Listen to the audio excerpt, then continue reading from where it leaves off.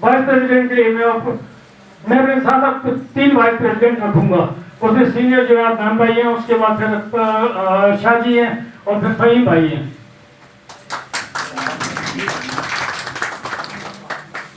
दोस्तों, general secretary का appointment that is the most important appointment.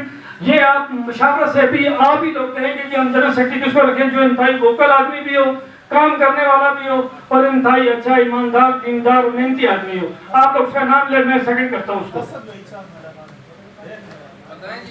आप बताएंगे जिसका नाम लेते हैं फिर उसको उसे पीछे जो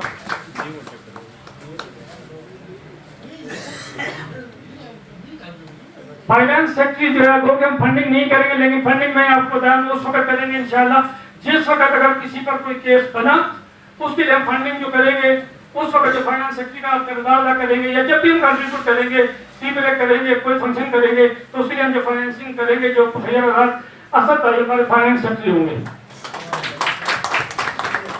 एग्जेक्टिव बॉडी के लिए जो है 6 हज़ार हमें चाहिए, तो उसमें सही भाई मेरा ख्याल है काफी he is the most appropriate person. Executive body में सही भाई आ जाए, शाहिद भाई आ जाए, सदर साहब है और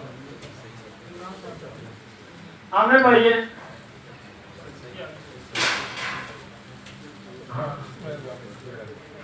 एक डिस्ट्रीब्यूटर सही साहब है।